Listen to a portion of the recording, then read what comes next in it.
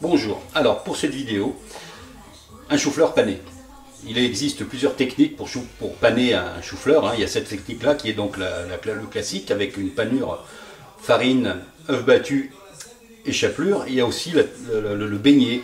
On peut faire une pâte à beignet après qu'on pourra frire ensuite, quoi. Pour cette vidéo, il me faudra, alors pour faire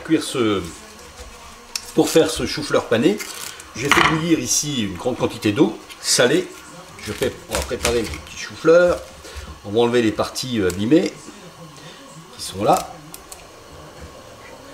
Voilà, rien de compliqué à faire cuire un chou-fleur. Perso, je vais le faire cuire entier comme ça. Hop, j'enlève toutes ces parties un peu abîmées là.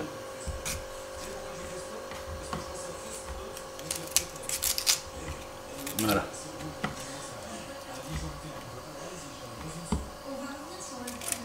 Et voilà, donc grande quantité d'eau salée. Ici, je prends le chou-fleur, je le mets direct comme ça. Hop. Voilà. Et on va faire cuire ça, pas trop. Hein. On va le faire cuire. Je pense qu'après ébullition, un quart d'heure suffira. Et on se retrouve à ce moment-là. Alors en attendant que ce chou-fleur cuise, on peut préparer la panure. Nous, on va les paner. Hein. Un peu de farine, un peu de chapelure, un œuf. Alors pour l'œuf, c'est facile. Hein. Vous mettez l'œuf, sans les coquilles, c'est mieux. Hop, on va le battre. On va rajouter un petit peu d'eau. Un petit peu d'eau. Hein. Un petit peu d'eau comme ça. Hop, on le bat.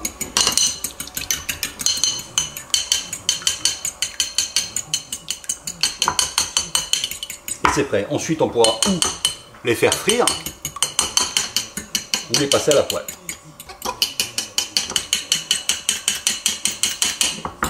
Voilà, pour notre panure, c'est prêt. Alors comme je disais, on peut aussi les paner avec une pâte à beignet. On peut faire une pâte à beignet. Avec la pâte à beignet, ce sera exclusivement frit. À la poêle, ça ne marchera pas.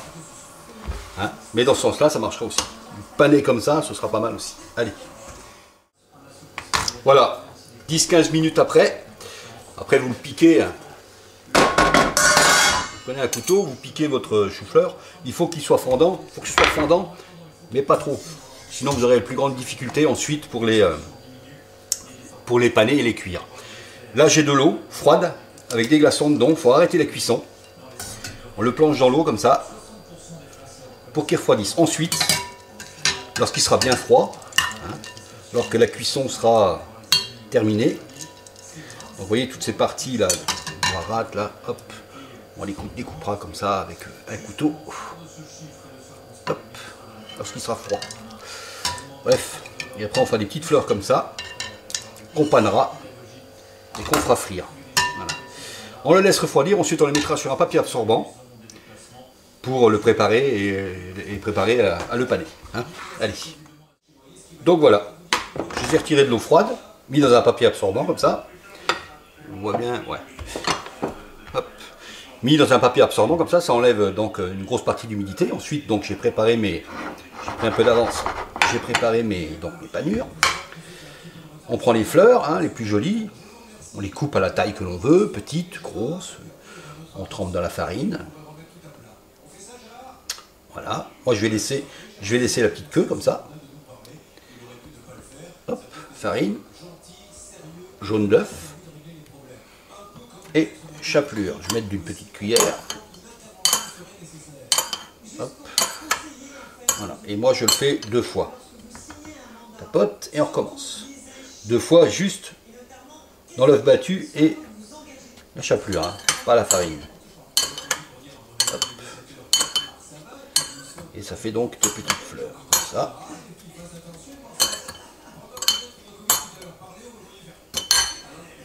Tapote, et voilà donc la pointe de chou-fleur panée. Et ensuite, on va s'amuser à faire frire ça. Vous pouvez les passer à la poêle ou les faire frire dans un peu d'huile que vous allez chauffer dans une casserole. Voilà. On va se retrouver à ce moment-là. Ensuite, donc j'ai fait chauffer de l'huile ici Alors encore une fois, on fait très attention à l'huile, comme ça dans une casserole, l'huile chaude, on la fait chauffer, elle frémit et ensuite on baisse un peu la température, hein, quitte à la remonter ensuite. Vous voyez, j'ai pris un peu d'avance, là j'en ai fait une. Voilà, hop. Papier absorbant. Je vais mettre d'une pince comme ça. Si vous n'en avez pas, il faut vous en procurer une. C'est quand même très pratique. Ensuite, hop. Il faut que votre huile soit suffisamment chaude. On voit bien, oui. Il faut que votre huile soit suffisamment chaude pour que ça saisisse tout de suite la panure qui est autour.